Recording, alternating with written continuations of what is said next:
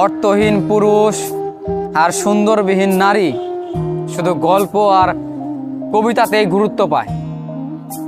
যেই পুরুষের কাছে দিন শেষে অর্থ না থাকে, সেই পুরুষ কখনো কোনো মানুষের ভালোবাসা পেতে পারে না। যেই মেয়েটার সুন্দর নেই, সেই মেয়েটা কখনো সবার গল্পে গুরুত্ব পায় না। আসলে এই পুরুষ আর এই নারী, এই দুটো মানুষ কখনো কারো গল্পে গুরুত্ব পাবে না, শুধু কবিতা আর গল্পতেই পাবে, তাছাড়া অসম্ভব।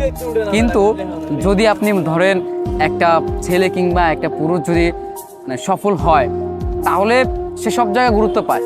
ঠিক তেমনি একটা মেয়ে যদি সুন্দর হয়, তার যদি সৌন্দর্য থাকে প্রচণ্ড, তাহলে দেখবেন তাকে ভালোবাসার জন্য কোনো ছেলের কমতি হবে না। প্রত্যেকটা মানুষের কাছে সে প্রিয় মানুষ হয়ে থাকবে।